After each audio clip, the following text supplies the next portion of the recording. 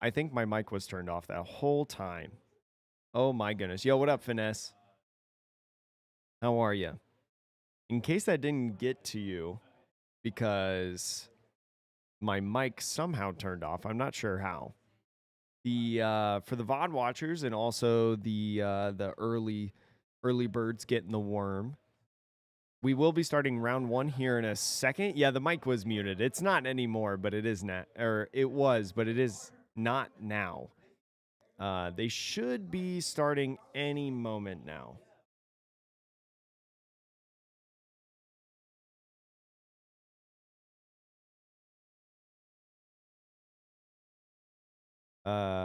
Let's see.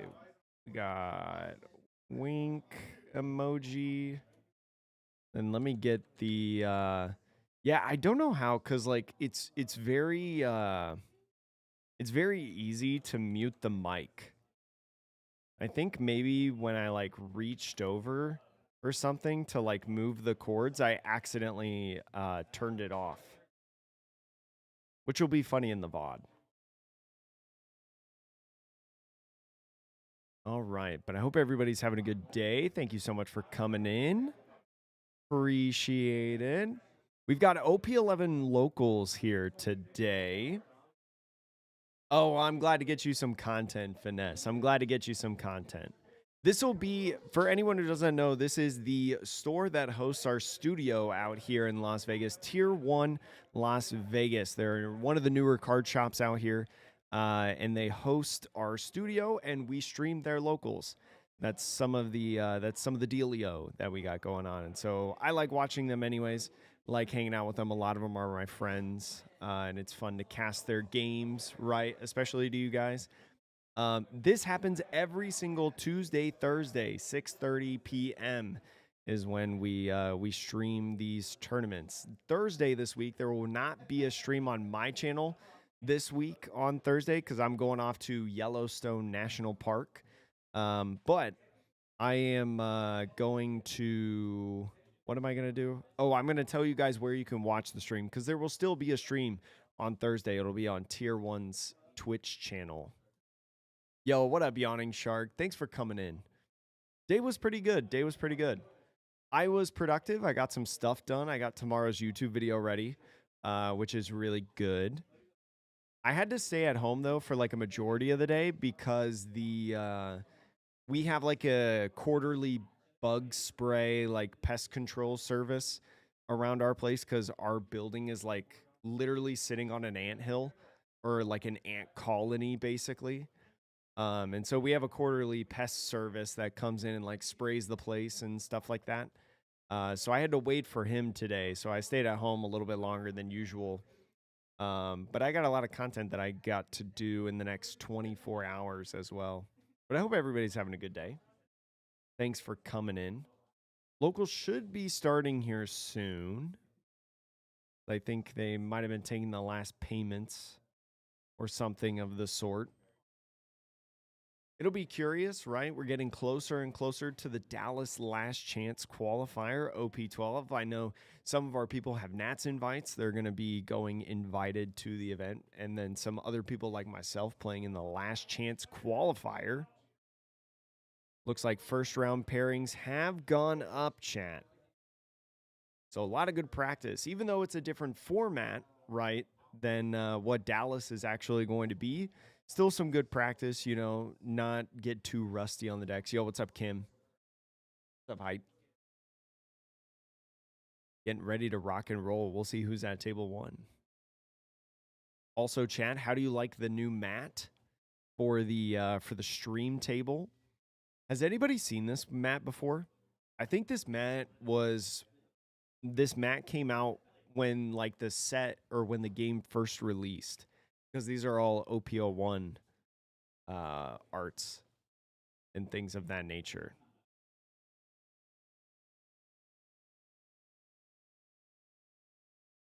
We'll see who's at the table.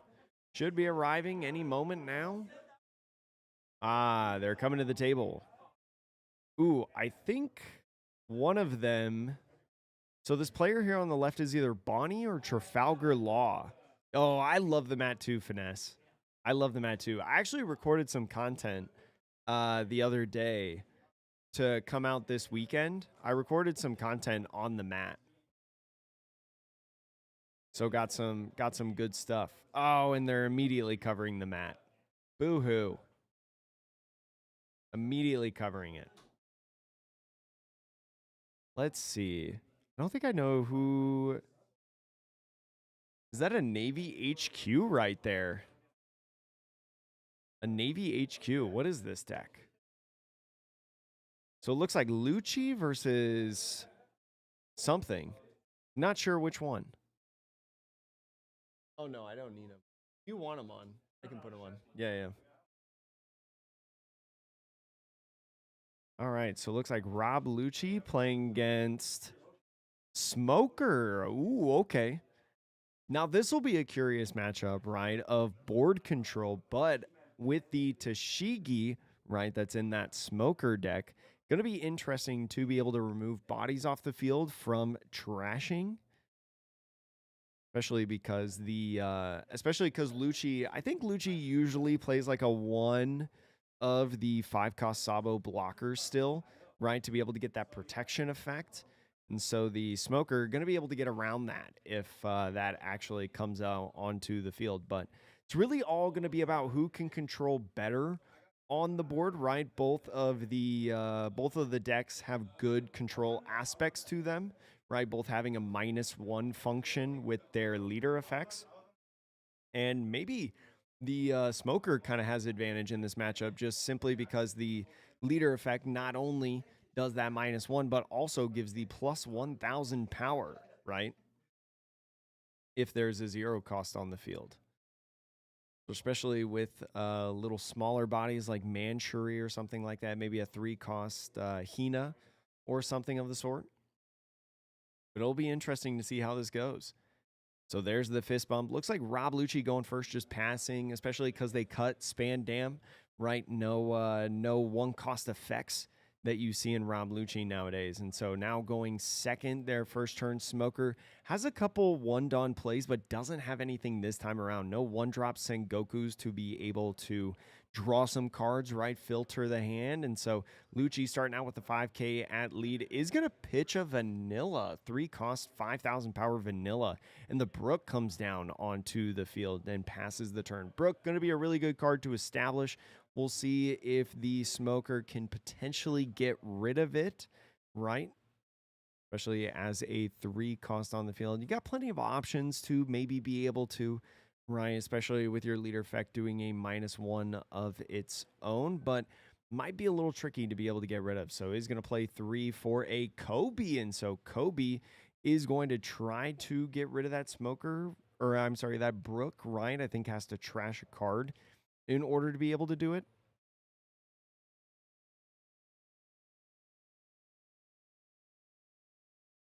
So is going to go ahead, get rid of that Burgess. So this is an interesting little Smoker deck that we got going on right now. So it looks like maybe 6 at lead. Yeah. 6 at lead over here. And so is going to take that first life, put it in hand, pass off the turn. So you really like that Brook is off the field, right? The Brook is going to be able to get rid of the Kobe probably pretty easily, as Kobe is a 3-cost, but now it's going to take a little bit more. As the Rob Lucci mills another Brook and a Jack, is going to -1 the Kobe and swing 6 at lead, is going to take it there. And the Kuzan is just going to be an establishment on board, right? Kuzan having that draw 1 effect and passing off the turn. So now the Smoker going to be at 6 Dawn on this. We'll see if he can get rid of the Kuzan, right? Especially if he on curves plays that 5-drop Tashigi right from the Smoker's starter deck. Looks like he does have one in hand. Could be able to go ahead, play that Tashigi, maybe swing 5 with Kobe, swing 7 with the Smoker, right? Because you're going to be able to get it down to 0.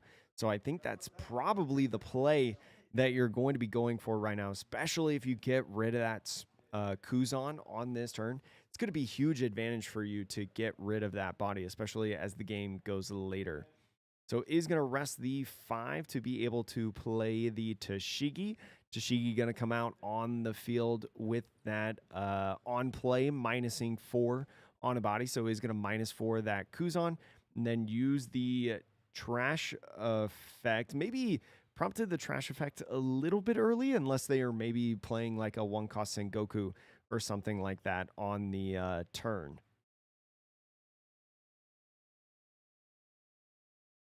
So it looks like maybe has a 1-Don play that they want to utilize, is going to go ahead and swing 5 with the Kobe. So that's one of the reasons, you know, you would want to try to do that. So is going to swing 5 with the Kobe, swing 5 at lead, just do a little bit of poke damage to Rob Lucci. Now, you do have advantage, right? Especially because you are getting these pokes in, you're getting multiple swings in the turn, and the body's kind of starting to stack up on the field.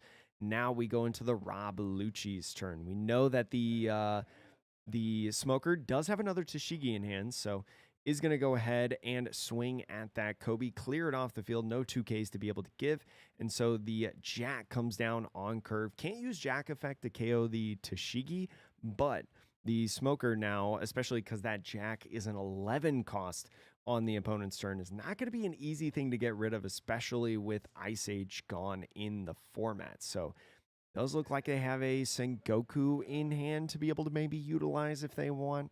I don't think they have enough to get the Jack down to a 0, or I'm sorry, a position to where they're able to KO them, but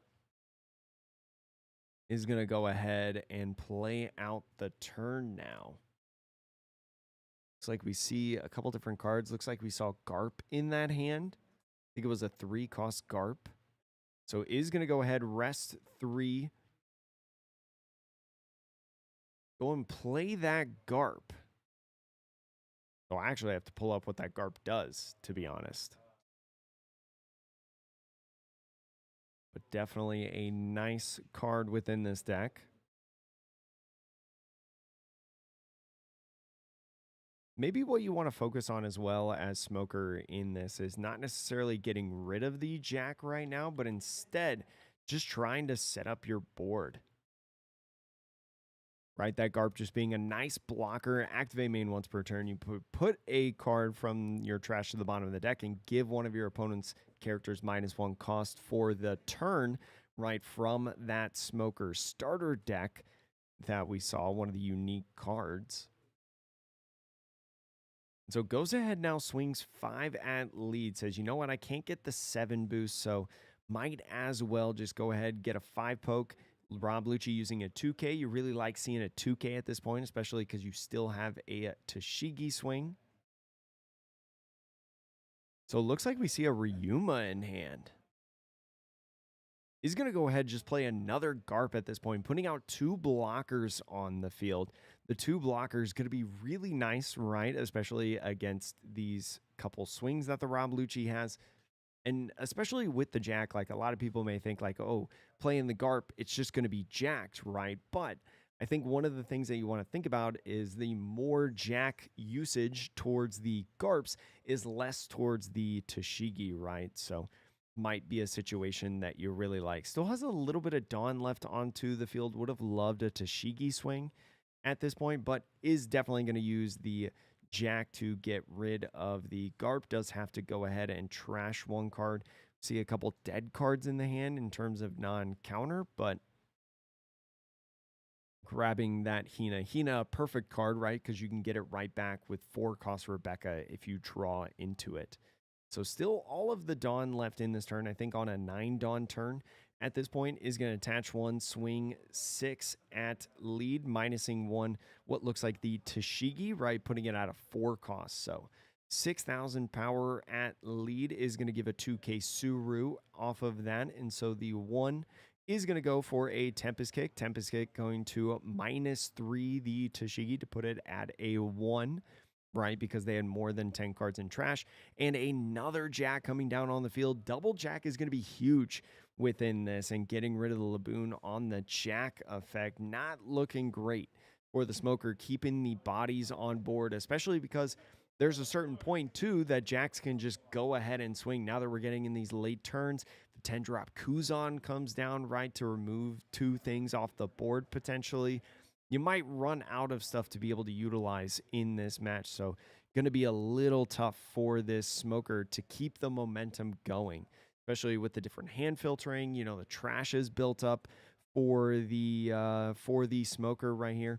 does have that 4-drop Hina in hand, right? 4-drop Hina, it increases its own cost, right? Kind of a counter in this matchup because you're able to give Arrested Dawn onto leader as well as potentially keep that body on the field in the turns. So I think he's thinking about playing that down at this point. Does have 10 full Dawn to be able to utilize. Could maybe go ahead and play both the Ryuma, this Ryuma with double attack, and also the Hina on this turn. The Ryuma getting the double attack on the Dawn ×1. Yo, what up, Destiny? Yeah, this is. He'll deny it, but it is. It is best Lucci NA. And so is just going to play that Hina down. So using the Hina effect to give 1 Dawn to Smoker is going to have to, I believe, bottom deck some cards to be able to do that, if my memory is correct. Yeah, you got to place a card from your trash to the bottom of your deck, right? I may have missed that. So only 2 cards left in hand, to be honest. So now swing 6 over at lead. Yo, what up, Mikey? How are you, friend? Just watching a little bit of round 1 action. So is going to take it go down to 2 life. Maybe not really worried about the turn. Leaves 2 Dawn up. All right. Whether you swing... I would have loved maybe an attach 1 on the Hina, right, to try to keep it alive, give it more cost, but you maybe don't do it because it's doom or die anyway at this point, right? Especially as that 10 cost Kuzan comes down.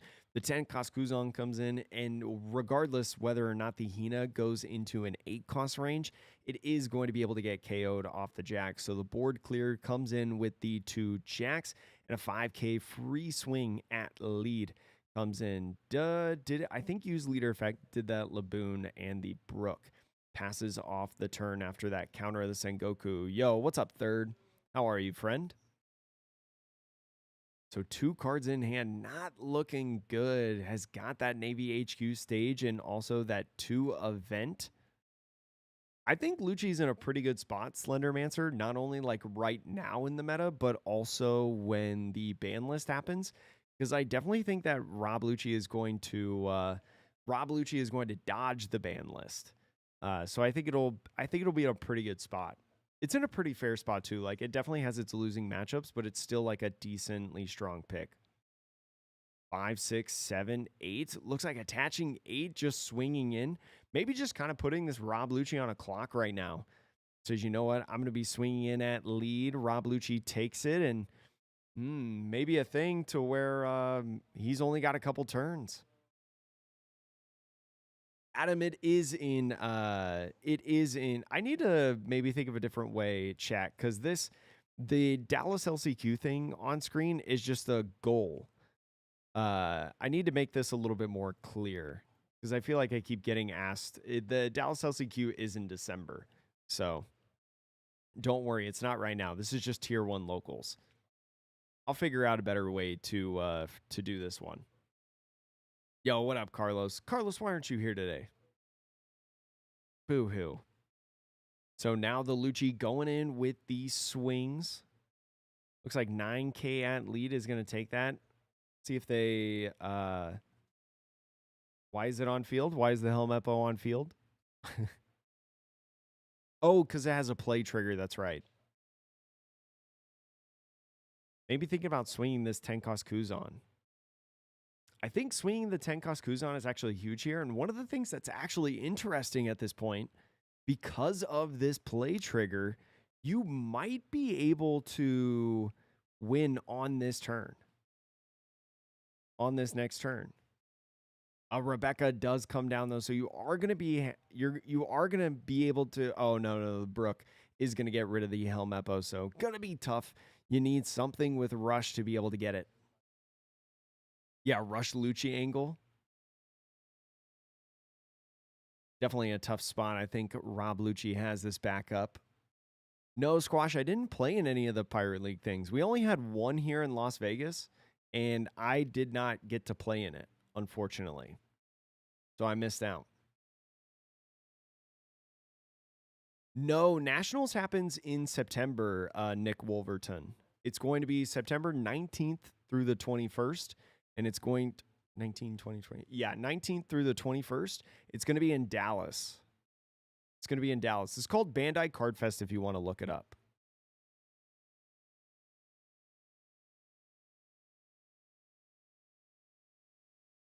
Yeah, Levia ended up winning it. It was pretty crazy.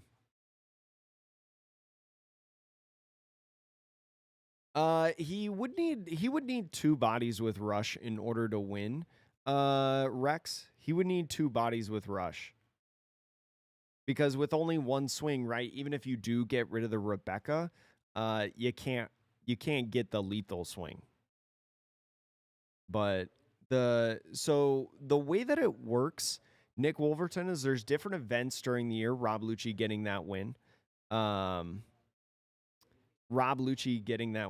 The way that events work is there are events that happen throughout the year, and through that you qualify for nationals, right, in your respected region, whether that's in America or whether that's, or I should say, North America, or like Europe, or I think Australia has one too. You qualify for nationals in your respected region, and then based on nationals, right, based on how you place, you then qualify for the world championships. And so the world championships is very similar to Magic, where it's a very limited amount of people, like only a couple people each region qualified to go. And then you play at Worlds when that happens. So it's pretty tough to qualify for Worlds. It's not like as easy as Pokemon, if you're familiar with the Pokemon competitive scene. It's definitely up there as like one of the harder places to qualify for Worlds, because I think at Nationals you have to get first or second, and there's 2 Nationals that happen during the year. There's 2 Bandai Card Fest Nationals that happen during the year, and at either one of them, in North America at least, there's 2 of them. You have to qualify either first or second, I believe. And I don't know actually if this year they raised the amount. I don't think so. I don't think they did. Yeah, it's only like 4 invites per year. It's very prestigious and very contained. Carlos, you got to practice for Dallas. Are you going to Dallas? Let's see.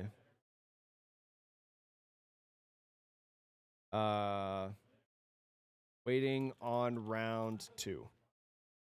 I'll put that there in case anybody asks. Put round 2 right there. Lucci did. Yeah, Destiny. Lucci ended up winning. The Smoker cut it close. I think he probably could have got there if he was a little bit more aggressive with the swings. I wonder if we'll see more Riftbound this week. Maybe. I don't know. The Rob Lucci player is the big Riftbound player here in Vegas.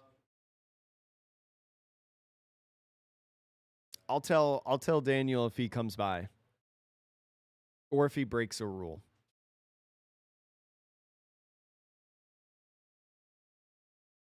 I don't know, Rex, because unless they like straight up ban the leader, I feel like Blue Purple Luffy is still going to be a really strong deck. It may lose its position as best deck in format, but I don't know. I don't think it would become obsolete, because the leader effect is just too good, you know? It would definitely not be as dominant. That's for sure. Yeah, it would still be a thing. But I'm kind of excited that the Dallas Last Chance qualifier is, well, so here's the thing, chat. Here's the thing, and let's clarify this. Let's say this right now. We don't know if the West is going to adopt the ban list and put it at and make it active for Dallas Nationals. That is an assumption. There is no confirmation. There is no official word of that. That is an assumption. It's a good assumption, And I personally think that's what's going to happen, but that's an assumption. We're assuming because the ban list is Japanese, right? It's the Eastern meta. That's their ban list. And then the West will decide if they want to adopt it, when they want to adopt it. That's how that works. The announcement that they made the other day on the live stream of the Japan Championships, that is not guaranteed for the West. That is what's happening in the East. You play Flesh and Blood, Magic, and Alpha Clash. Really, no local scene for One Piece? I feel like One Piece is kind of difficult. I feel like a lot of people, especially in not like maybe major cities or something like that, a lot of people kind of keep to themselves with like playing on Sim or something. But Flesh and Blood, I have a friend, a really good friend of mine who is a pro Flesh and Blood player, Nick, and he's currently in the Philippines right now. I think he's in the Philippines for a Flesh and Blood tournament. But he's staying there for an extended vacation. But yeah, chat, remember that. And if anybody tries to tell you that Dallas is post-ban list format, tell them that that is an assumption, and that's not 100% true. Tell them that's not official. It is an assumption. A good assumption, but just an assumption. We only got one local. I'm very blessed here in Las Vegas, right? Las Vegas is a big city. We have multiple locals that happen every single day here. So I'm pretty blessed to whenever I want, I can like go to whatever side of town and play. But that's why the sim is so important though, right? Slendermancer, like the sim is so important because now you can practice pretty much every day. If you can't like go to a local every day or meet up with your buddies every day, you know, to practice. Rayleigh wins the LCQ. I think Rayleigh's got a fair shot. Yeah. I think Rayleigh's got a fair shot. I think it's a pretty good deck.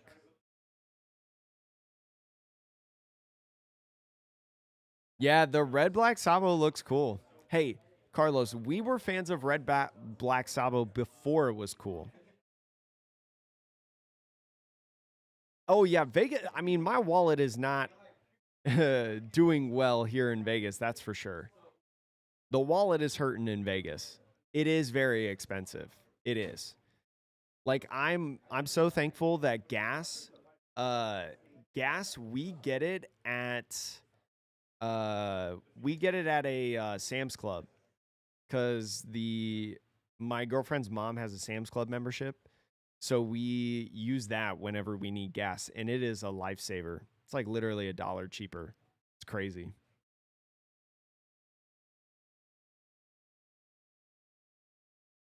It is crazy. But yeah, that new red black Sabo is pretty good. If you were to build into a leader, which one would you pick? The leaders that I'm having the most fun with right now, I really like Green Yellow Law, and I think Green Yellow Law's in a pretty decent position for nationals coming up. I really like Green Yellow Law. I also am really enjoying Green Blue Rosinante right now. That's my funny deck. That's my rogue deck, but I like that one a lot. But if you're trying to build towards one, I would say build towards OP12 Green Zoro. Right, we've covered a couple videos on the channel in our Discord server. We've actually posted a couple lists from the Japan Championships that you can look at. But Zoro's a pretty good leader, and it's the best leader to come out of OP12, and it's gonna be depending on the ban list. I don't know where it'll end up on the ban list, but pre-ban list, it's like the second best deck in format. And it's like it's not. I don't want to call it easy to play, but it is much more simpler than something like Rob Lucci, I think. Personally. We're OG Sabo Copers. Oh, I don't make any Rubens. No, that's the other guy here. That's the other guy here. Oh my gosh, yeah. The thing about like rogue decks and stuff like that is like a lot of rogue decks are just built on finding like one piece, and that's what makes the whole thing turn. And if you don't find that piece, like it just falls apart a lot of times. I feel that. Like I was playing a game earlier with my green blue Rosinante, and I was in a really good position if I found my 8-cost kid, but I couldn't find my 8-cost kid. And that wasn't the only reason why I lost, but that was like one of the reasons why I lost.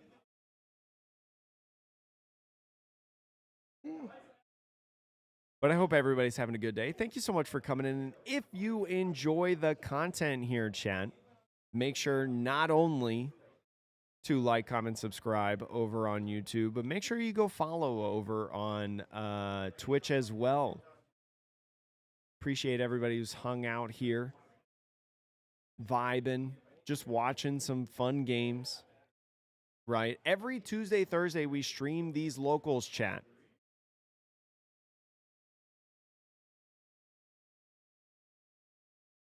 Kyuki, what's good? What's wrong about finding One Piece? I don't know. I actually haven't seen One Piece, to be honest. I couldn't tell you the answer. I admit it. Never seen One Piece, chat. Never seen One Piece.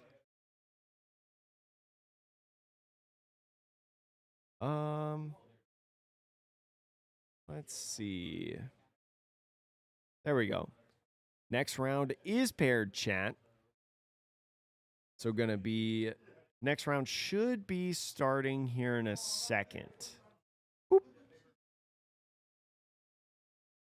Next round should be starting here in a second. I need to play some more One Piece. I've been slacking over the weekend because Gundam came out. Oh my gosh, yeah. Kuzan is so much fun. Like I have Kuzan built and I've played it a couple times over the last couple weeks because I just like playing it. It draws so many cards. Kuzan's a really fun deck. And especially based on the ban list that may happen, Kuzan might be in a good spot because Kuzan's not getting banned. None of Kuzan's pieces are going to get banned. So, I don't know. All right, chat. Looks like it's Rob Lucci again. Rob Lucci playing up against... Is that Bonnie? Looks like Bonnie. If that's true, good matchup for Lucci. But there's some pieces that Bonnie can play that could give it an edge in this game, right? Especially 3-cost to Shigi. Ooh, Rob Lucci rolling a 10. That's gonna be big. Ooh, the Bonnie rolling an 11. Yeah, Kuzan's really cool, Masaru. I love drawing cards. That's why I play a lot of OP03 blue mono blue Nami, because I just like drawing cards. That's it. And green blue Rosinante, I turn things sideways like 5 times every single turn, and I like look through my deck like twice. Such a funny deck. I love decks that do things. All right. Looks like Bonnie winning the die roll. We'll see if they choose first or second. We've seen Bonnie kind of had a resurgence. Yeah, it's Scotty and Daniel. We've seen Bonnie have a resurgence here in the OP11 format, right? Having some good placements in regionals like Las Vegas, right? Had, I think, 3 in the top 16, 2 of them in the top 8. And then also in the Japan Championships in 12 has had some decent data as well. If you watch the last weekend's championships. What's up, Eric? Hope you're doing well. Atakai makes great leaders. I love his leaders. And they're good quality, too. Bonnie opting for the mulligan. Rob Lucci keeping the hand. There's the knuckle touch. I think Bonnie's going first. Yeah, so Bonnie opting to go first. No one-drop Bonnie to play down onto the field. Just passes off the turn. Rob Lucci as well passing on the 2-Dawn turn. Now going to move to 3. So just going to swing 8. Daniel showing us the hand of the Rob Lucci. Does not look ideal, I would say. But a 4-cost Kuzan is going to be really, really nice for the curve, right? An excellent card to be able to get off life. Probably going to be slamming it down onto the field to draw 1. Kuzan, going to be one of the best cards within this matchup, right? To be able to remove these bodies off the field with that -4 on the when attacking. Bonnie's going to have to try to get rid of it. Doesn't really have a great way to get rid of it except for swinging at face. So is going to swing 7, make him take another life, and another 2 comes in for a Bonnie spin. Going to be finding a Supernova. Finds a couple in that Cavendish, as well as finding Hody Jones in there. Can't grab it, but is going to be at the bottom of the deck now and grabbing Cavendish. There's an 8-cost kid in hand, which could be nice in here, especially with a 2-cost Rosinante potentially. But the Rob Lucci, now drawing that for turn, has all 4 Brooks in hand, right? If you look at that hand. So is going to swing 5 at the Bonnie, just clear it, get it out of the way. The Kuzan now going a sideways because of the Bonnie leader effect. So the only swing you really have to think of, and now the Lucci at 6 Dawn. It's really going to have to think about what they want to do right here. So is just going to play another Kuzan that they found. So double Kuzan is going to be so strong right here. Wouldn't surprise me maybe to see a pass at this turn, right? You've got 2 -4s, basically, 1 guaranteed almost. And so you're going to be able to minus some stuff. So one-legged toy soldier really doesn't make sense at this stage of the game, I think. So now Bonnie on a 7 Dawn turn is going to go ahead, attach 1 and swing 6, maybe at this Kuzan. If I had to take a guess, is just going to be a 2K regardless. And with Carrot, is going to be able to stun one of the Kuzans, right? Make it so it cannot stand as active. And with 1 Dawn up, is going to force the Rob Lucci to swing with the other Kuzan, right? And lose out on the leader effect or vice versa. So definitely a decent spot for Scotty right here. Using that swing at lead and going to go ahead and rest the Rob Lucci leader so Lucci can't use leader effect. Is going to go ahead, take the life, just build up cards in the hand, right? Has so many cards in the hand, it looks like at this point. It seems like 9 or so. And so with the Rebecca coming in, the Rebecca is going to be 4 Dawn. Is going to go ahead, grab the Rob Lucci character and play down the Brook to get rid of the Kara, right? Putting that Kara to 0. And the 4-cost Laboon is going to end the turn. Looking for a really good spot for this Rob Lucci. Rob Lucci kind of rolling right now with 2 4-drop Kuzans that he luckily got in the life. And I think on the draw for turn, then having a Laboon as well to play. Going to be in a good spot to be able to remove pretty much whatever he wants on the field that the Bonnie is going to play, right? Bonnie especially being a deck that only plays like 1 thing per turn. Only playing 1 thing per turn for a deck like Rob Lucci is very, very easy to get rid of stuff. Cycle really goes at this point, like block the leader swing with the Rebecca. Or maybe a 1K from hand, keep the Rebecca on field, but it's just going to go ahead and block. So now with 5, maybe another Carrot. Looks like Cavendish is going to be the option, restanding 2 Dawn. So now at 5 Dawn is going to play another Carrot. So really good turn, at least by this Bonnie. Thinking about which one they want to stun. Looks like it's going to be the Brook, I think it was. So the Brook stun, you kind of don't mind the Brook stun, right? Because you kind of accept with the Laboons, with the Kuzans, that things are going to get minused, right? Especially on that -4 on the Cavendish. But, well, you know that they have the 4-cost Rob Lucci in hand. So they go ahead and they swing Kuzan right now. The other Kuzan may get rested, but then you go in and you use that 4 that he's put off to the side for the Rob Lucci. Seems like a good play, clearing both bodies. So is going to minus the other body right here. Swinging 7 is going to use leader effect to get the other Kuzan. And is going to take that 7K swing, put it in hand. Looks like Rosinante. And now a 9K swing. Going in and taking that life as well. So taking the life only at 1 at this point. The 4-drop Rob Lucci going in is going to get rid of both bodies on the field. Definitely something you don't want to see, and why 3-cost Tashigi is so important in this matchup, right? So what do you do if you're the Bonnie right now? There's so many bodies on field too. It's almost like you almost want to like play Hody Jones just to be able to swing and clear something off the board, right? You can keep your leader effect to be able to maybe like rest something, but you're not in a great position. I think Rayleigh will be in a good spot after the supposed ban list, because I don't think anything in Rayleigh is going to get hit. So I think Rayleigh just gets in a better position because of that. So playing down the Kid and the 2-drop Rosie is going to be using that Kid effect, right, to force a swing into it.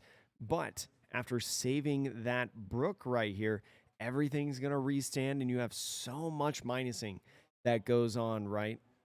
Especially after a leader swing. You got to think as the Rob Lucci, though, because Bonnie still has some plays, right, with the 1 done up. Could go ahead if you don't swing with the Brook first. Just go ahead and rest the Brook on any of the other swings that you could have onto the field. And it's not like Tempest Kick's going to help you, right? Because you don't have 10 built up in trash, right? Because your leader keeps getting rested. You can't build up the trash. So you got to actually think it seems like a really dominant position for the Rob Lucci, and he's definitely in a good spot.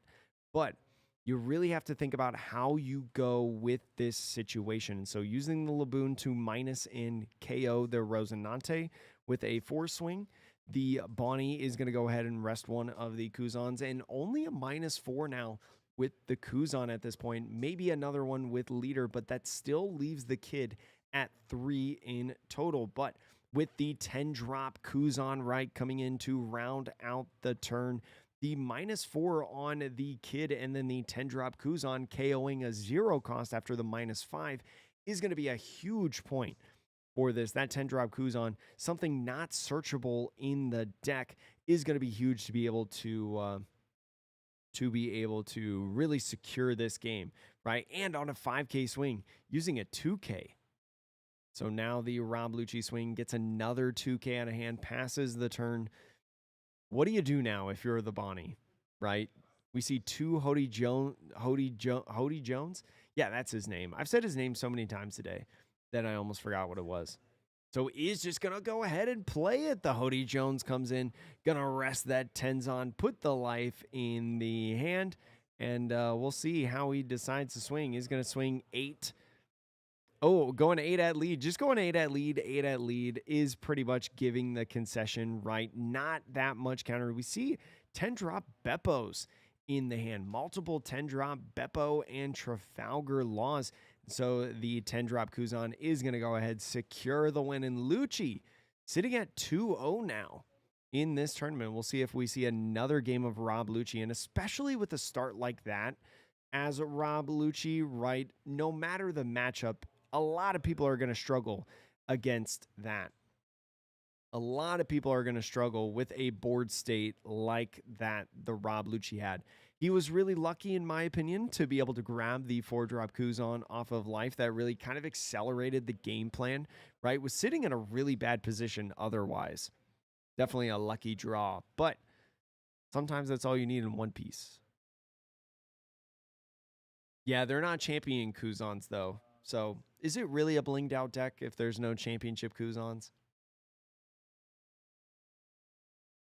Yeah, that's kind of the thing with one body per turn decks. It's just like you kind of get run over by black. It's unfortunate, but that's kind of how it is. Tenzon crazy. Yo, what up, Ronan? How are you, Drew? So, uh, No, what they did, Wolves, is they swung one of the Kuzans, right? Because the other Kuzan got rested by a leader effect. They swung one of the Kuzans to -4, right? That puts the kid at a 4 cost, and then played the 10 drop Kuzan on the field. The 10 drop Kuzan on play minuses 5 to all of the entire board, and then KOs a 0 cost character. So the -4 from the Kuzan, and then the -4 from the 4 drop Kuzan, and then the -5 from the 10 drop Kuzan put the kid down to 0, and so he was able to be KO'd right away. Yo, what up, Bugger Boy? That's a great name to say. I should say now, waiting on round 3. Waiting on round 3. Oh, are they playing? Oh, they are playing Riftbound, chat. Chat, we're going to see some Riftbound now. Yeah, it was because, so they rested the Laboon and then swung with the Brook to kill the Rosinante, right? Using the Laboon to minus the Rosinante. And then because of the swing with the Brook, the Bonnie used leader effect to rest one of the 4 drop Kuzans. Yeah, Daniel might win it today. Might win a lot of store credit in today's tournament. I've played a little bit of Riftbound and I really like it. I think it's a cool game. Now I've not played the 1v1 format, which is what they're playing right now. I have not played the 1v1 format. I've only played the like 4-player commander format. And the 4-player commander format was pretty good. Yeah, Danielle, I think Rayleigh's good to start practicing and putting time into. Yeah, for sure.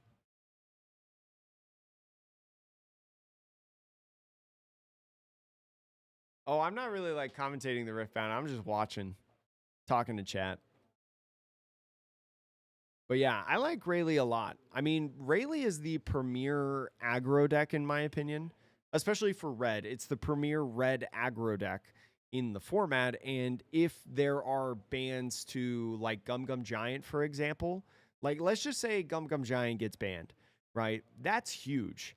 Because especially against like blue purple Luffy, sure they can still play like Sanji 9 Lin Lin to be able to remove something off board, maybe heal a life. But Gum Gum Giant is huge to be able to deter swings, to filter the hand, to get like 1Ks, 2Ks, stuff like that.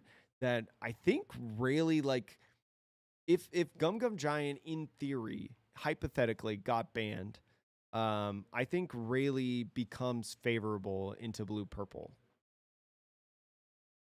Or I think it becomes much more even. Maybe not favorable, I don't know, but it becomes much more even because losing Gum Gum Giant is huge. If it's 9 cost Lin Lin that's lost, I still think it still becomes more favorable, but I think Gum Gum Giant would be better for Rayleigh than 9 cost Lin Lin being banned. Because then they can't heal a life, right? Heal a life, know exactly what that life is because of their leader effect. And especially if they ban Gum Gum Giant, then that's a better matchup into green purple Luffy. That's a better matchup into purple Luffy. Any random Straw Hat deck. So right now, Nigel, we're waiting on round 3. We're waiting on round 3 right now. This is the local tier 1 Las Vegas tournament. This is one of our local shops, the shop that hosts our studio here. We stream their tournaments so I can get some commentary practice, so we can get some cool like live content and tournaments for you guys. And it's a lot of fun showcasing off my friends too.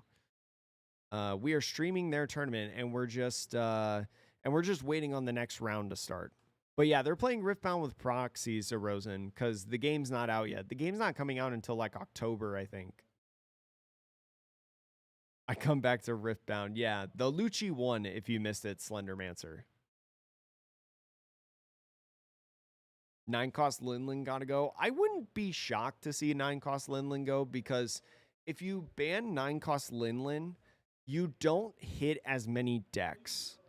You really only hit blue purple Luffy because not even purple Katakuri doesn't play it.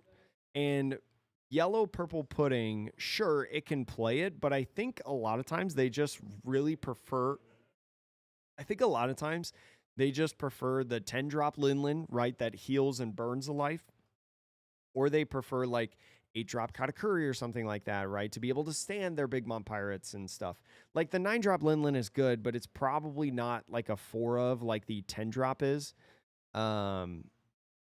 And so I think you hit a lot less decks with the 9-drop. Yeah, you could hit purple. Yeah, you could hit purple Luffy too with the 9-drop Linlin, but there's so many good options for purple Luffy to play, right? That they can get around it. They can manage. Yeah, they're just waiting for the next round to start and giving us some stuff to watch.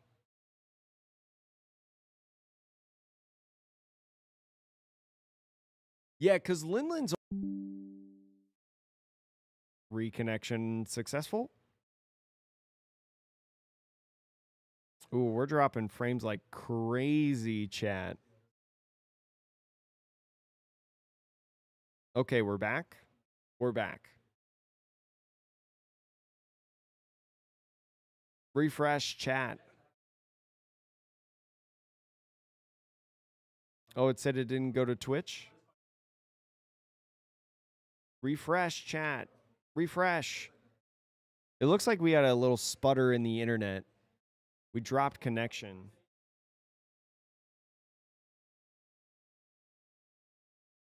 Looks like the live stream is still going on YouTube, so that's nice. All right, yeah. Huh, weird. That's the first time that's happened here. But yeah, for anyone who does not know, we are just waiting for the next round to start. After their game, they started playing some Riftbound. I know Riftbound is pretty hot for some people in the community, right? Some people very, very excited for the game to be coming out this fall. I think comes out in October, but we have a lot of the set lists and stuff for the game. So a lot of people have the proxies built, put together, right? Some proxy decks. So I don't really know what's happening, but it looks like the player on the right, Scotty, is in a pretty good position, I feel like. I mean, he's just got way more things on the board, but I know that Danny, right, has control. Daniel has control of that battlefield on the bottom side. Any crazy rogue decks in the tourney? I don't know if there's any crazy rogue decks today. I know there's at least one green yellow law in the room.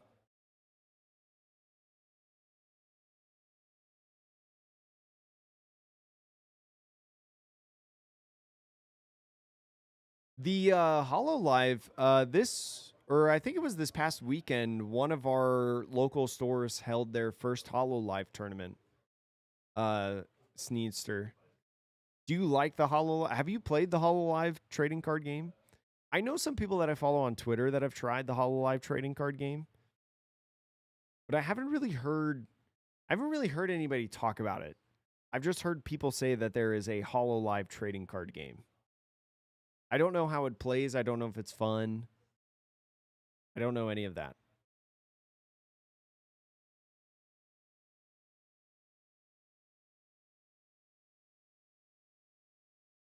Should be one, maybe two more rounds left, chat, in this tournament. I know it's a little smaller local today, but still all in some good fun.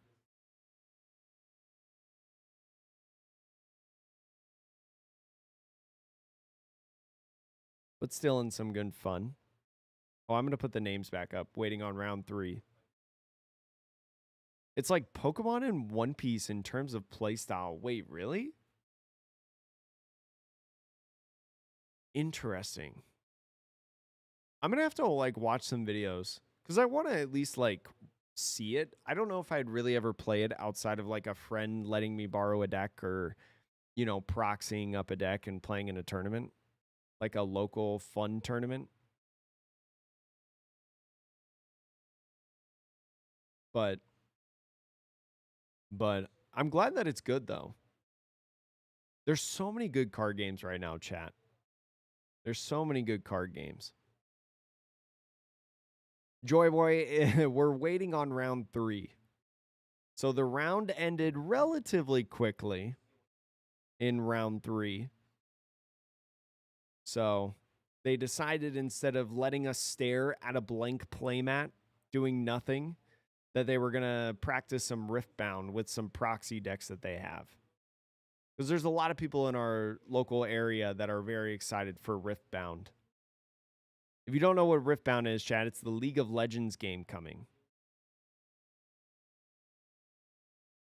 So this is, in my opinion, this is like the what's the one game, Subway Surfer?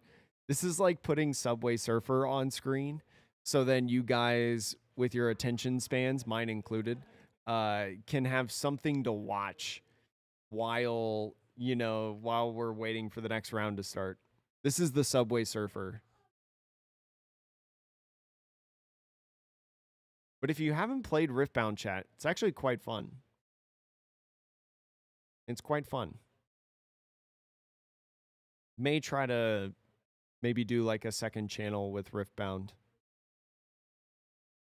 Play some games on there.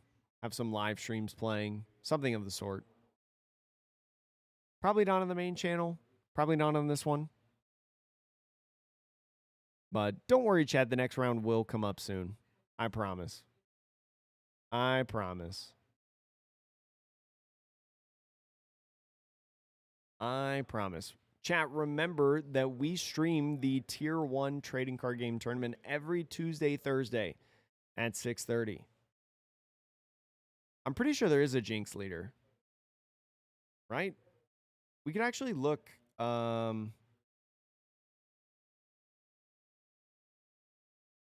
We could actually look right now if there's a Jinx leader. It would be Build, Project K, Deck Builder, Jinx. Yeah, this is the Jinx leader. Yeah, there's a Jinx leader. There's a lot of leaders in this game. There's a lot of leaders. I'm kind of excited for it too, Heath. Not to play like super intensely, but to like have another game to learn that's fun, play with friends, stuff like that. Learn how to play.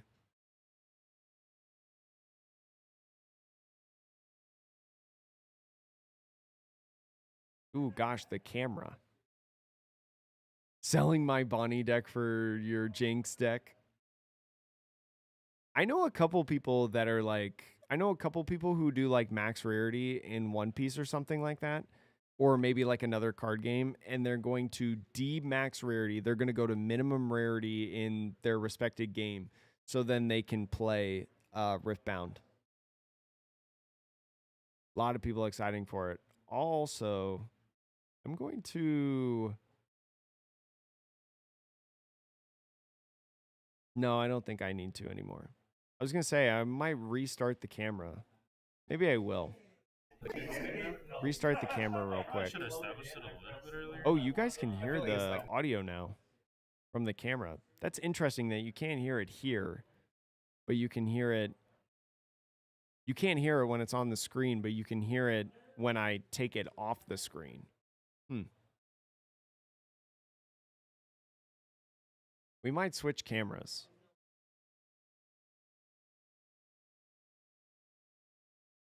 We might. I don't know. The camera connections have been weird. I think we need to try to figure out like a better kind of connection for the streams.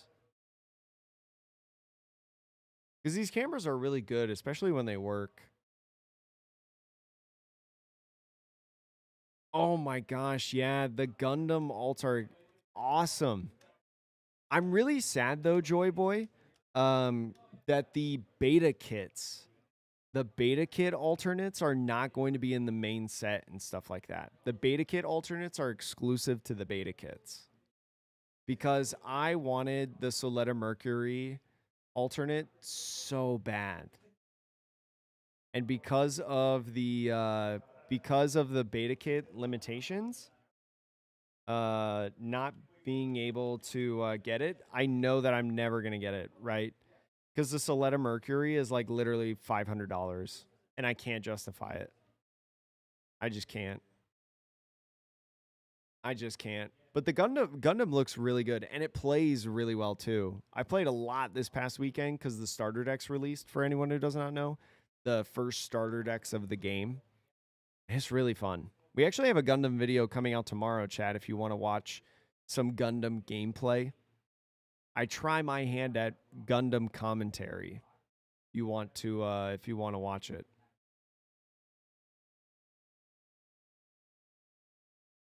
You want to watch it, chat. Don't worry, we'll have some One Piece this week as well. I do have One Piece videos planned. I have a couple videos planned for this upcoming weekend while I'm away on vacation because I have some matches that I recorded, but I also have a video idea that I thought of that I thought would be really interesting now that we know about the ban list. That I think some people can enjoy. Oh, you couldn't get into any of the beta games? I also, here in Las Vegas, could not get into a beta event. I was super lucky because I went to the Bandai Gundam TCG world premiere, right? They invited me out there to do the world premiere in Dallas. That was awesome, and I'm super thankful for that, and I will always be thankful for that. But it really sucks that I couldn't play in a beta event here in Las Vegas.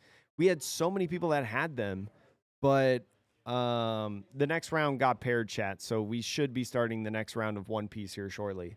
Like we had so many beta events out here, but I couldn't get into any of them. But I know people that got like 3 beta kits, and I'm like, dude, come on. It stunk. It stunk. Oh, yo, your buddy got the God Structure deck? That's sick. There are some structures with several of not all alt arts. They look crazy. Wait, there are some structure decks that have almost all alternate arts. So you could get a God deck, right, that has alternate arts on every single structure or on every single card in the structure deck, or you could get a regular deck that doesn't have that, or you could get a deck that has like 49 alternate cards and then a 50th non-alternate card. That's crazy if true. Huge if true. Crazy if true. My bag's falling out of the chair. I'm going to put it on the ground. All right. Do we have Rob Lucci again? Holy cow, Rob Lucci. Who's he playing up against this time, chat? Oh, it looks like he's playing against Kura. What's Kura playing? With his Gooner sleeves and deck box. I don't know what he's playing right now. I know he's playing in 12. We watched him the other day. Is he playing green-purple? His proxy green-purple deck? He is, chat.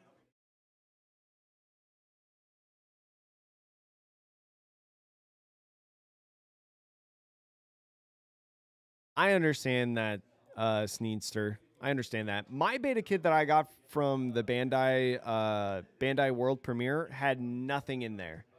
Yeah. Yeah, Miko. They're using the mat, but also not using the mat. But they are using the mat because that's your Phantasma mat. But they're also not using the mat that's underneath. They haven't used it all day. Yeah, they've been doing this all day, Miko. It's not even a Tokyo Ghoul manga playmat. It's an anime playmat. It should be a manga playmat. But yeah, now that the structure decks are out, it's a lot more exciting right now because we have like a bigger card pool, right, alongside the beta kits. But the main set comes out in 2 weeks. So, Rob Lucci choosing to mulligan. I know, and I wanted people to use it, but I'll have it on some YouTube videos this week. I'll have it on for some YouTube videos this week.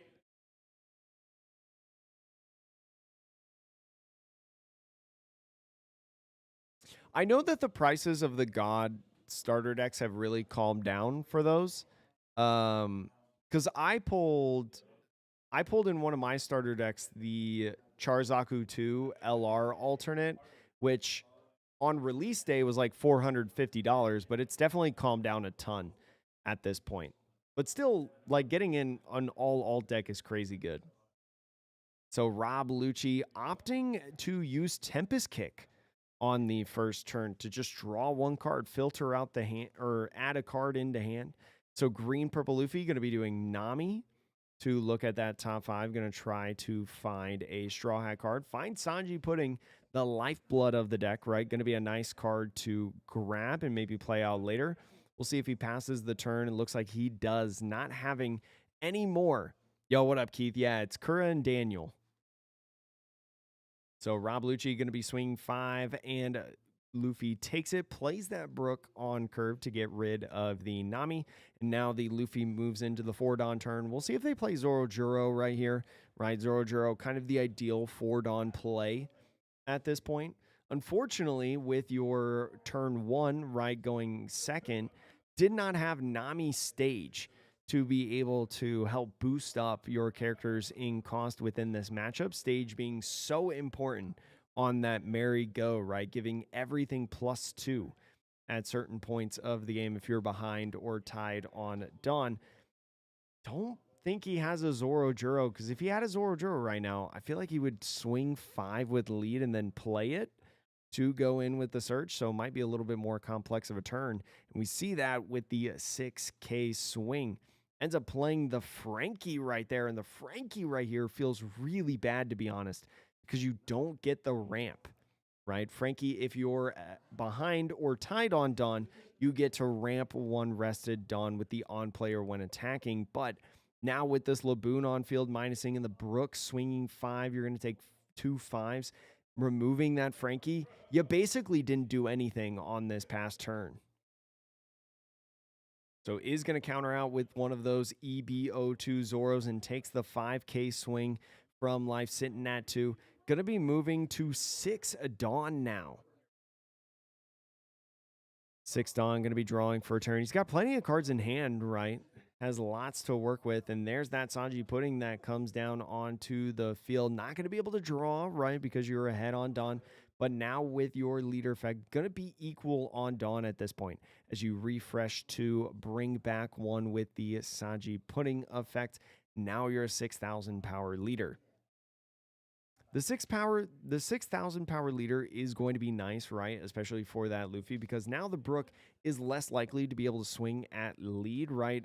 Poke damage. And with this Zoro as well, playing down the Zoro is going to go ahead and let that Brook go, right? Especially with the Luffy leader swing coming in. Is going to 2K out of that leader swing. Proxy, yeah. Kura's a old little college kid. So he just proxies up his decks, and then when he goes to a real regional or something like that, that's when he brings the real deck. That's when he actually gets the cards. But is going to go ahead and clear that Zoro right there on the 5K swing. Doesn't want to give up any cards for it. And now with the -4 on the Sanji, putting it to a 1 cost, the Rebecca is going to be able to grab that Brook, put it back onto the field to KO that Sanji Pudding, and once again clear. And so now resting another 3, it looks like, or did 2 for the Manchuri, right? The Manchuri is going to put back 2 cards, grab something and put it in the hand. What's it going to be? It's going to be Bartolomeo getting another 2K. So passes off the turn with some Dawn up, right? You don't mind leaving Dawn up at this point as the Rob Lucci. You're looking to be in a pretty commanding spot, especially with Manchuri, Brook, Laboon, and a Rebecca blocker on field.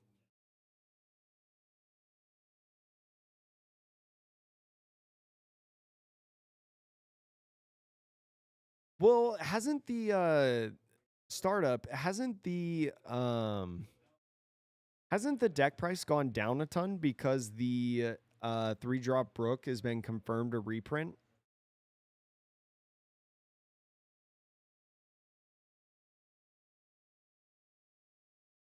But yeah, the player on the left, he has played a lot of Rob Lucci. He's got some prize money with Rob Lucci at regionals and events. He's put a lot of time and a lot of money in this deck. He's slowly built up to this level. Definitely a tale of two tales of proxy leader versus pretty much max rarity Rob Lucci. So green purple Luffy is going to go ahead swing 6,000 power, right? Did not use leader effect at this point to get rid of that Brook. Is going to go ahead rest 4, I believe. The 4 maybe thinking about playing Zoro Juro or maybe, 3 for Electrical Luna. So the Electrical Luna is going to be able to make sure that Laboon is not going to get another -4 at this point, and especially at 5 Dawn. If you had another Sanji Pudding, now would be a great time to play it, right? Especially after that refresh of the leader effect, but plays the Chopper instead to go and ramp a Dawn, and with 3 more Dawn, we'll see if he decides to do anything else with this.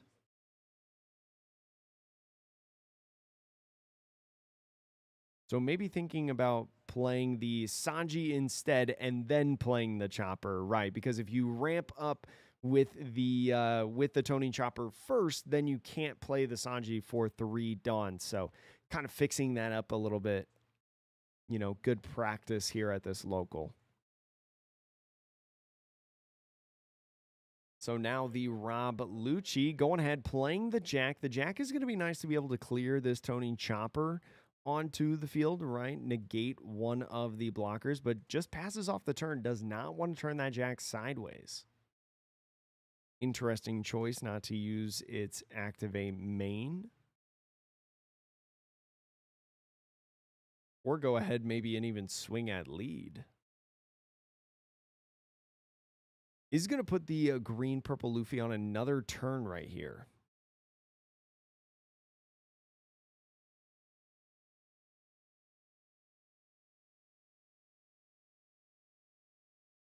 So plays down the Luffy Taro. Going to be able to cheat out Frankie. So Frankie going to be able to re-ramp the Dawn. Still has 1 up at this point. Could use a leader effect to be able to become a 6K. And so uses the Tony Chopper to swing at the Manchuri. Right? Says, you know what? You can get rid of it at any time. So might as well swing the Chopper. Uses the Sabo block. Or Sabo counter, I'm sorry. So the leader swing ends up getting rid of it. Now swinging the Sanji. So the blockers getting some swings in is going to be able to block to keep that Laboon alive, passing off the turn. 1 Dawn up, probably for a Gum Gum Giant at this point. And now with the minusing, is going to be able to clear that Luffy Taro onto the field, filtering out a 4-cost Rob Lucci.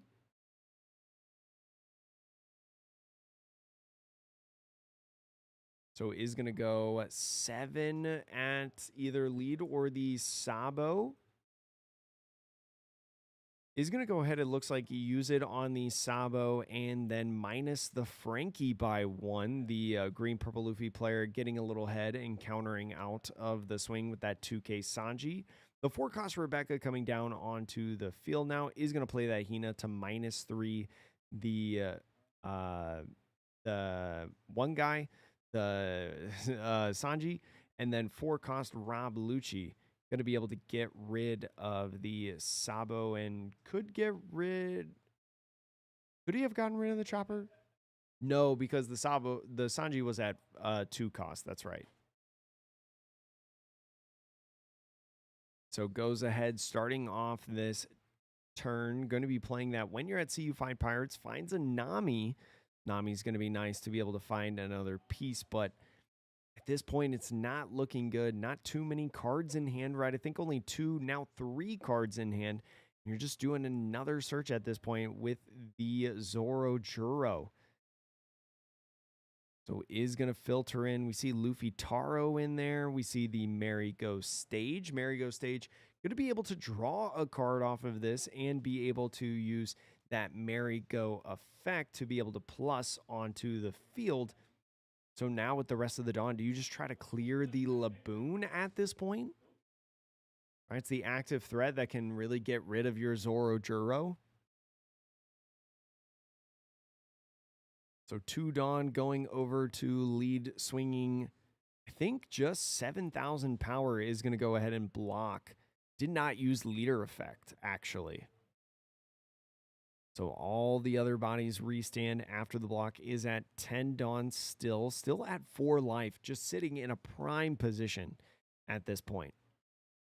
Especially with all these pokes coming in, is going to -4 on the Zorojuro to put it at a 2 cost.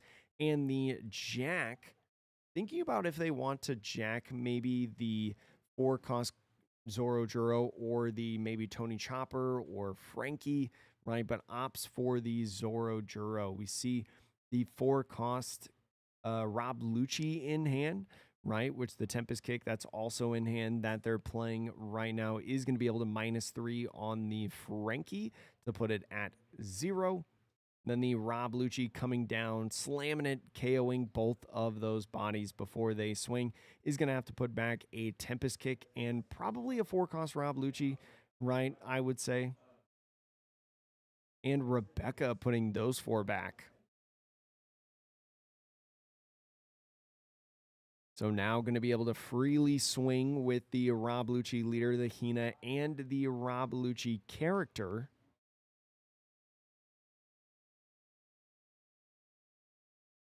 So still at 5 Dawn, I believe, is going to go ahead a 7K swing, or a 6K swing.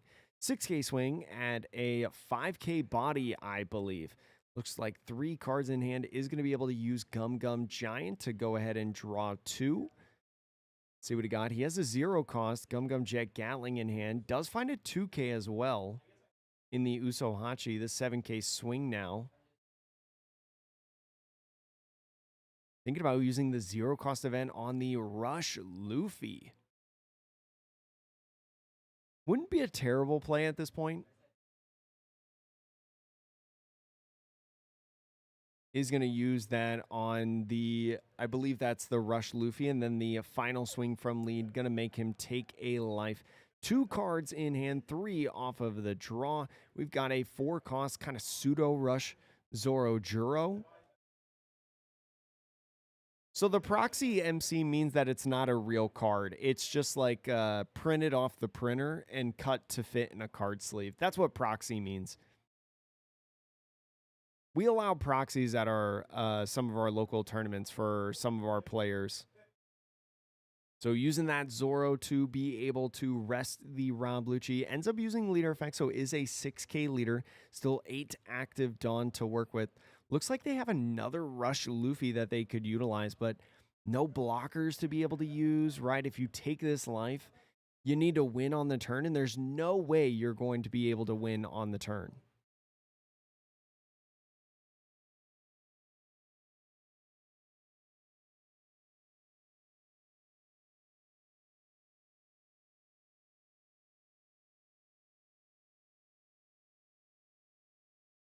Definitely can't be trading for cards at that stage, Sprinter. So Luffy in a really bad spot, I will say. I would say you're probably just best chucking the Dawn at like just at these different bodies on the field, right? Just clear the board. I mean, unless your 1 card is Gum Gum Giant, you're probably losing next turn no matter what. Even if you do clear the 3 bodies with the 1-drop Nami, the Pseudo Rush Zoro, and also the leader Luffy. And only 3 cards in hand, I think ends up going with the concession right there. Only a 2K at that point. The Rob Lucci only having 3K encounter right there. The Tempest Kick would have been able to getting it. Yep, definitely a scoop time, Young. Definitely a scoop time. Yeah, Lucci doing Lucci things.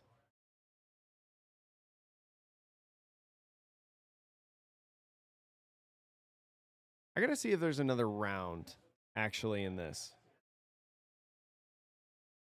I got to see if there's another round or if that was the last one, because I know it's a little bit smaller of a tournament, but I think there's one more round, chat. We might have another Rob Lucci game on the horizon. Let's see, round 4. And then, are they playing another game? Or no, he's probably just shuffling. Waiting on round 4, question mark? Oh, so it depends on the pair down, chat. Oh, it is confirmed. One more round.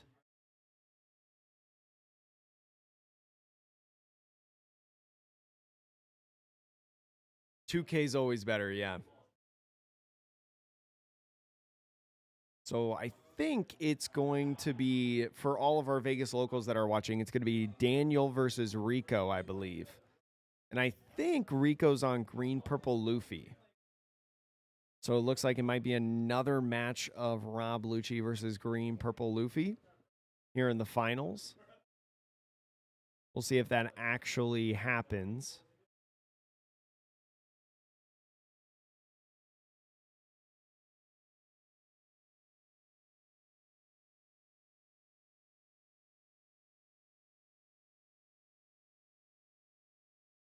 All right, Chad. Chad, who's your vote? Rob Lucci getting another win? Have all 4 rounds now, or 3 so far? All 3 rounds so far have been Rob Lucci, and now he's in the finals. Yeah, if you do not know, Daniel and Rico, 2 very good players in the Las Vegas community. Best 100 in the room. Yeah, 100 being the 2 decks. That's right. That is the finals, technically, chat. It's the best 100 cards in the room. That's every single finals.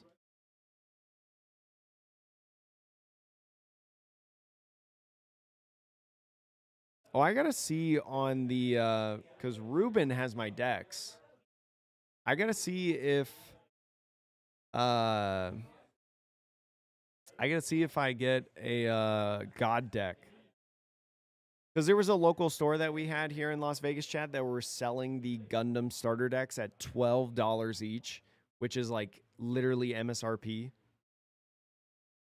They were selling them for $12 each. So I only bought one of each starter deck lately. And so for some of the if you're familiar with Gundam, for some of the LRs that I got from my beta kits, in the starter deck, I only have like 3 of them. So what was I going to say? So using the I needed to get some other starter decks to be able to round out the play sets of some of the LRs. Had to do that. Chat, reminder that we stream the Tier 1 locals every Tuesday and Thursday at 6:30, same time, same place. But this week on Thursday, it's going to be streamed on Tier 1's Twitch channel. I will link it in the Discord so you all can watch if you want. I'm going to be on vacation. That Rob Lucci? That Rob Lucci right there? What? Buff Lucci, Buff Lucci. Buff Lucci, chat. All they have to do is just ban something that's not Rob Lucci, and it's buff Rob Lucci. Although I'd be really curious if so like one of the reasons that Rob Lucci is still relevant, chat, is because of green purple Luffy, is because of blue purple Luffy, right? Being able to remove those bodies and completely nullify that game plan is just so good. I'd be really curious if, like, let's hypothetically say that they ban the blue purple Luffy leader, if that actually makes Rob Lucci more favorable in the format. Because, like, if blue purple Luffy goes down, right, there's a ton of other decks that go up. And so those other decks, does that help Rob Lucci? Does that hurt Rob Lucci? I'm not sure. I love Blue Purple Sanji. I love Blue Purple Sanji. It's such a fun deck. I have it built actually here in the store. It's sitting right next to me. I have the exact 50 of the Blue Purple Sanji that got 2 placements in top 16 because they were running the same deck. They were running the same deck list. It's a really fun deck. Yeah, like the 3-cost Sanji being able to survive on the field is really good. The 9-cost Reiju, not unstoppable, but pretty doggone good, right? Give us backstage. I don't think they're ever going to unban cards in Japan. I think cards that are banned in Japan are going to stay banned forever. I don't think they'll ever unban them. But stage, right? What is it? The stage is Marineford that's banned, right?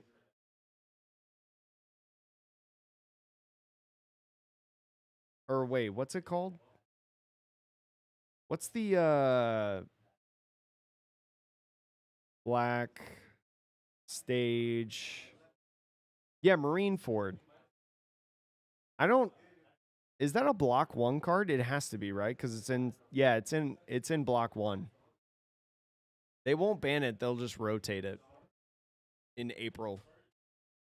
I don't think they'll ever unban anything. I think Gecko's banned for life. I think Great Eruption banned for life. Jinbei, 4-cost Jinbei banned for life. Oh, Ennis Lobby, that's what it was. Yes, thank you, chat. That's right, it had the trigger. Yeah, I think Ennis Lobby is banned for good. Yeah, Ennis Lobby, thank you.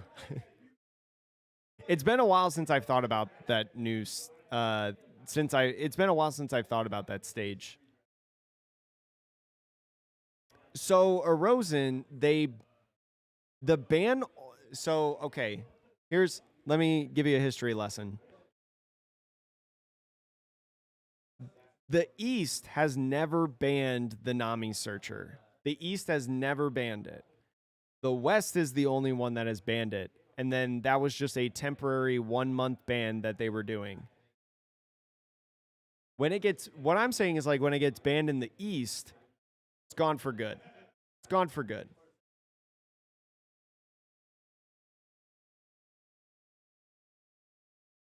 Yeah, I'm not talking about the Western ban. The Western ban is like whatever. Because the West really, for the most part, only follows what the East does. Except for that one time that you're referencing where they did the Nami, the Dadan, the Newgate, the Marco, Radical Beam. That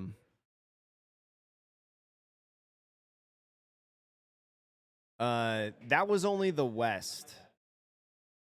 Yeah. So that's why I'm saying, like, I don't think like anything that's banned in Japan, like, I don't see it coming back. You are going to see Rosinante content this week, chat. Chat, I do have a green-blue Rosinante video this week showing off the deck list in OP12 format. Because I am playing that deck for the Dallas LCQ, chat. I am playing green-blue Rosinante officially for the Dallas LCQ, and I legitimately think I could go X2 with it. I'm not kidding. With some practice with the deck, I think I could go X2. But yo, what's up, Jominic? How are you? What's good, friend? It's so fun. Green-blue Rosinante is so fun. It's a goofier deck. And I think part of the reason why I can go X2 is because nobody has any idea what's going on besides me.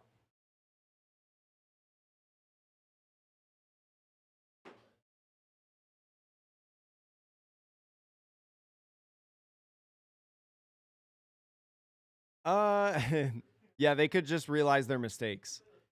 Yeah, and they should unban Kabaji too while they're at it, you know? I mean, they didn't even give us a chance with that. What's the real power with that? I mean, come on. Just unban Kabaji. It's fine. It's fine. I bet Buggy would like it. Right? It'd be really good for Buggy, and Buggy's a terrible deck. So, like, yeah, just unban Kabaji. So then Buggy gets better and can maybe be a meta-relevant deck. Maybe.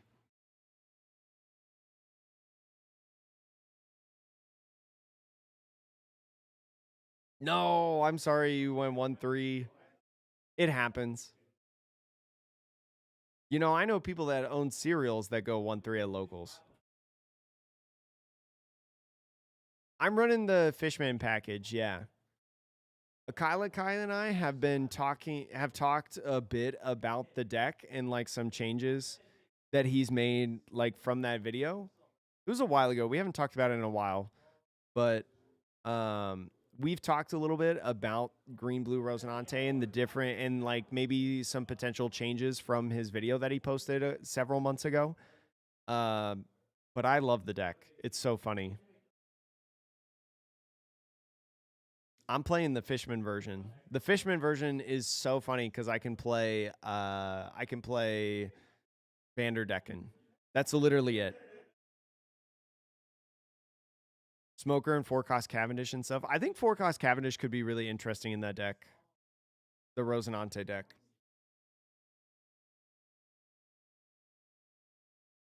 Yo, what up, Circle? How do you feel about this meta? It's one of the healthiest metas that you've played since you started in OP08. It's like it's interesting. Here's my opinion. Whether or not you think this is a healthy meta depends. It's completely opinionated, right? Because there's one group of people that will say like, oh, you know, the meta is super diverse. You can play like 10 different decks and you can be successful with it. And that is what is considered a healthy meta. But then you have the other people that when the meta is 10 decks, right, they say that tournaments become matchup roulette, right? Like it's all about hitting X matchup or not or dodging X matchup. And that group of people will say that it's an unhealthy format because of that. So I personally like when you can play a lot of decks and it's not just like a 2-deck, you know, rotation every single time. I personally like when there's like 10 decks that you can play and be successful, and so you have a wide variety in the tournament. But there's not really a good answer to that. I like the meta, but that doesn't necessarily mean that it's a healthy meta. Healthy is like completely personal on what you consider that. Yo, Miles, long live Lucci. Lucci's been killing it. I think Lucci's in the finals of this tournament. Sugar into Vanderdecken. I know Sugar into Vanderdecken is so good. I every time I play Vanderdecken, I'm like, wow, it feels really good to KO this 8-cost body and not have to swing into it. Also, Parker, did I say hi to you? What's good? Yeah, I'll show you guys the list this week.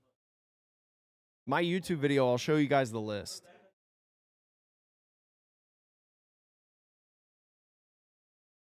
Yeah, like me personally, I would prefer having 10 different decks because when I go to a tournament, I want to play a variety of decks. If I had a choice, I don't want to play the same matchup 10 different times. But I also kind of enjoy when I face like the same deck 10 different times and I played the counter pick to that deck, right? Like there's checks and balances.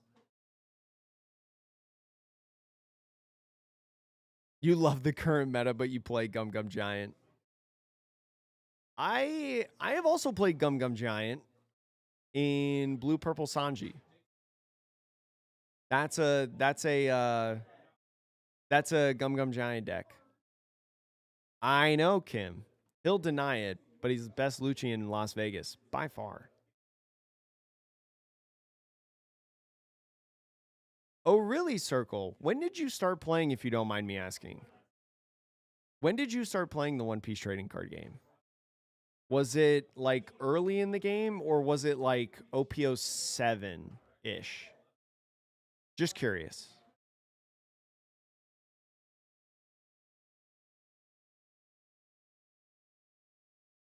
But if you did a good counter pick though, you're still good, right? Because like you made a correct meta call.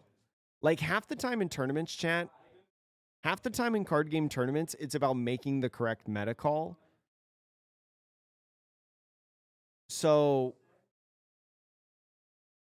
you still have many reasons you're good, right? Because you could go into a super favorable matchup, but you got to know what you're doing in that matchup, you know? It's not just like I pick purple Luffy, so I automatically 100-0 an L, you know? There's a lot more depth to that matchup than just like, oh, I have this leader, you automatically lose. I still got to know what I'm doing. Oh, before starter decks, late OP08. Okay, cool. I was going to say, because I was curious, my guess was like around that timeline, like OP07, OP08, because like I immediately thought of like OP05 when everybody was playing Sakazuki, like OP05, OP06, and I was like, it might have been before that or after that, because everybody was playing Sakazuki. Oh, I guess I could put on here...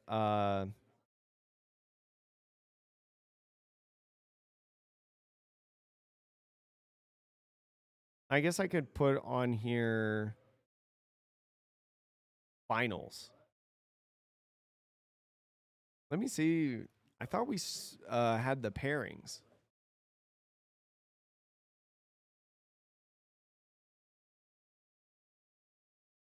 What? Is the camera not working? Oh, no. The camera crashed. And it did not tell me, chat.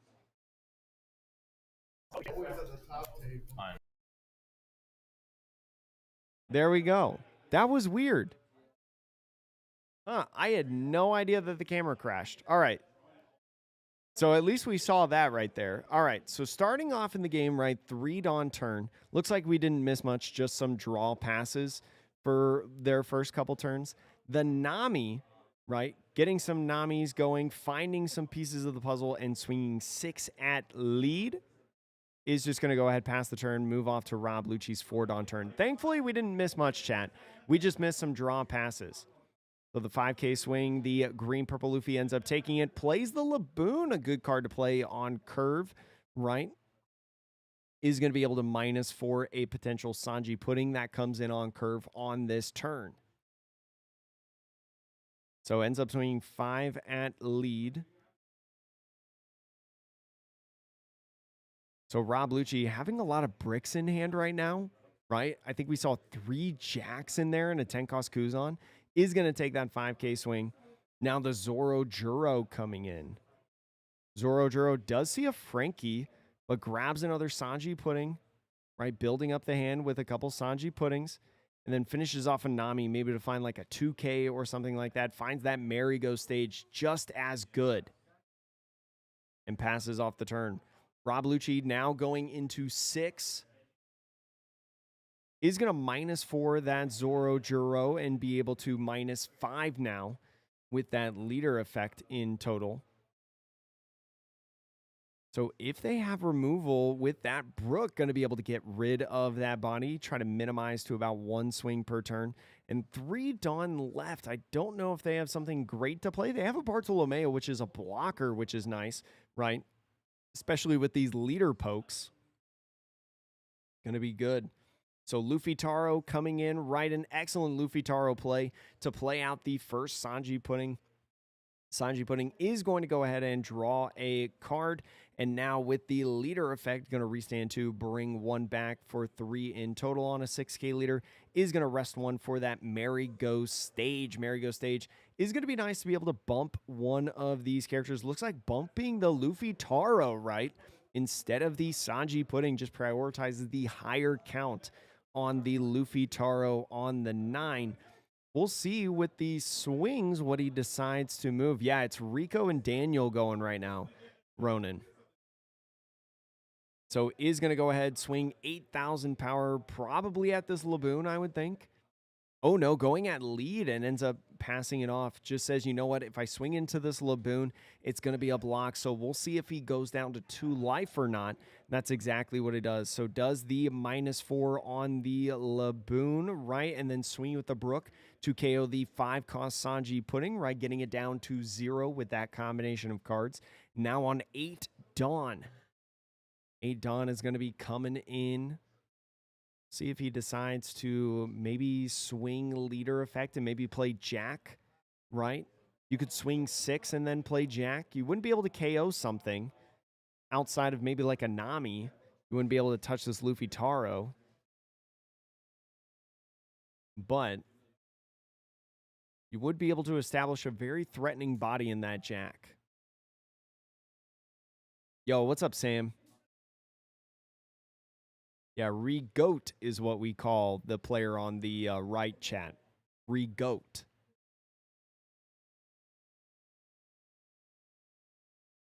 Really awkward spot, I feel like, for the Rob Lucci. So I think is kind of leaning in towards that Jack play. He's just going to go ahead and swing 5, not deal any damage, just -1 on the Luffy Taro to put it to an 8 cost. You can't get it even with a Tempest Kick, because Tempest Kick doesn't -3. You don't have like Ice Agent format. Maybe thinking about 2 on that side. That leaves 6 in total for the rest.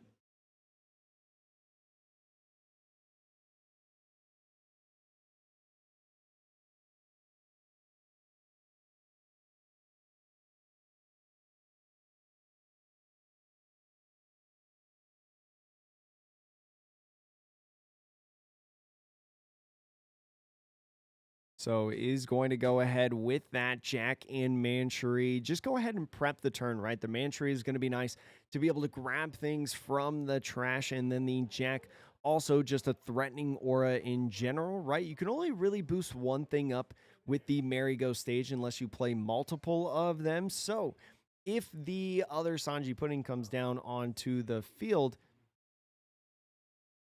going to be a choice between if you want to keep the Sanji Pudding alive or the Luffy Taro. So kind of talking out some things. Thanks.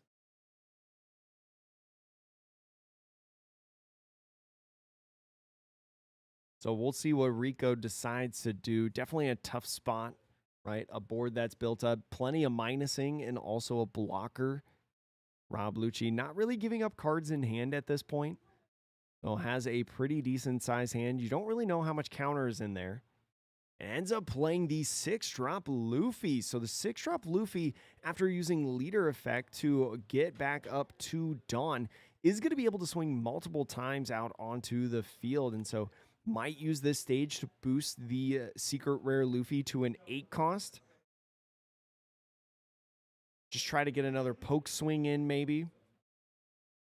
Or maybe just try to clear the board.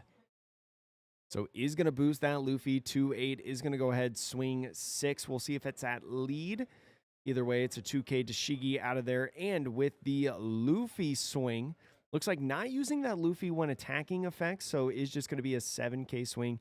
The 8K swing is going to be the Luffy Taro, and an electrical Luna comes down, right? Nullifying the restand on the Laboon and Brook. It's going to be big to be able to keep these bodies alive. Electrical Luna, a great card in green purple Luffy, and one of my personal favorites and recommendations in the deck. So once again, kind of an awkward spot. We know that 10-cost Kuzan's in the hand, right? So with 10-cost Kuzan, you're going to be able to clear like the either the secret rare Luffy or the Luffy Taro in terms of the Jack effect. Because the Jack effect, right, being a not only being active on the previous turn, on opponent's turn is 11, so you dodge the Electrical Luna. And there we go. There's the Kuzan. Getting rid of the secret rare Luffy. I like getting rid of the secret rare more than the Luffy Taro, right? Because that secret rare, very threatening. Being able to swing twice in a turn is definitely a threat on the defensive side if your hand is as clunked as the Rob Lucci. Has another one down onto the field, though. Another Luffy and another leader effect going off. So is going to be able to restand, have 3 more done. We'll see if it's another electrical Luna in the hand, but attaches one now, swings 7 at lead. No blockers on the field. Is going to take the first one, is going to go ahead, swing 7, put the 2 back to be able to get a restand effect. And for the rest of these swings, he's going to have to defend against 2 swings, right? This 7K swing that he has to fulfill, but also another 7 and 8 heading into the rest of this turn. Does take the first one, swings another 7, and it looks like is going to go 1K, 1K, 1K. The Luffy Taro coming in. Does it have 2K, 2K? Does not have the counter, and Rico on the green-purple Luffy, dethroning the Rob Lucci, prevailing over a unfavorable matchup, having plenty of searches at the beginning of the game, and then being able to be aggressive going home right on those secret rare Luffys proved all the difference in this game. Forced the Rob Lucci, instead of swinging at life, right, just trying to control the board, trying to clear the board, paid off huge in this green-purple Luffy's favor. So green-purple Luffy collecting the win today in the finals of the Tier 1 Las Vegas tournament. Definitely a really good showcase if you're interested in playing green-purple Luffy, maybe worried about Rob Lucci in your upcoming tournaments, because it is kind of a counter pick to green-purple Luffy, right? Typically a decent matchup. That's a really good way on to approach it and how to play it as well. Great job by both players, though, on top of that. And yeah, definitely a good one there, chat. Definitely a good one. Really like that stuff. Really, really liked it, chat.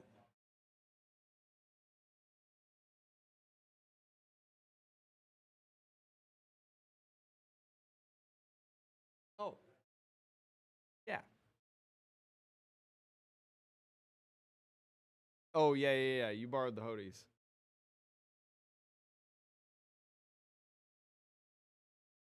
You know how many of them were yours?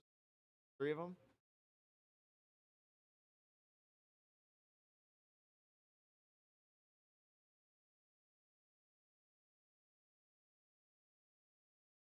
There you go. And you did? Yeah, Top Decking hoodie is so good. There you go. Of course, yeah. It'll be here for you. As long as you bring the hoodies. Yeah, the Luna was huge. Oh, thank you. The Luna was huge. I think that was a huge part of why he won that game. The Electrical Luna. And that's why I'm a huge fan of Electrical Luna, chat. I'm a huge fan of Electrical Luna for that reason. Definitely a great card to be able to freeze the board, especially in a matchup like that where the Rob Lucci is constantly just turning things sideways, right? 4-cost Kuzan probably being a little bit of a problem too. And so, yeah. Chat, that is going to be the tournament. Thank you so much for watching. I am going to be cutting the stream now at this point, now that the tournament is over. Just simply, I got to get some stuff done. I'm going out of state across the country for a vacation, taking my girlfriend out to the other side of the country, right, for her birthday weekend. So, chat, appreciate everybody who joined me on this one. And Thursday, chat, remember, I will be letting you all know in Discord where this tournament is going to be streamed. I will not be streaming it on Thursday. It'll be somewhere else, chat, on another channel. So appreciate everybody joining. Thank you again so much. Hopefully I see you all very, very soon. And I appreciate you joining me. Chat, we've got more videos coming out this week. We've got a One Piece video coming out this week. I'm going to show you the green-blue Rosinante and why I think it's a good deck heading into the Dallas LCQ. I've also got some Gundam content coming soon, and we're going to talk about the potential OP12 meta post-ban list, potentially. Yeah, it's more so focused on the ban list and stuff like that. But chat, thank you so much for watching. Hope to see you again soon. Thank you so much for joining. See ya, Rosen. See ya, Circle. See ya, Chatteroonies.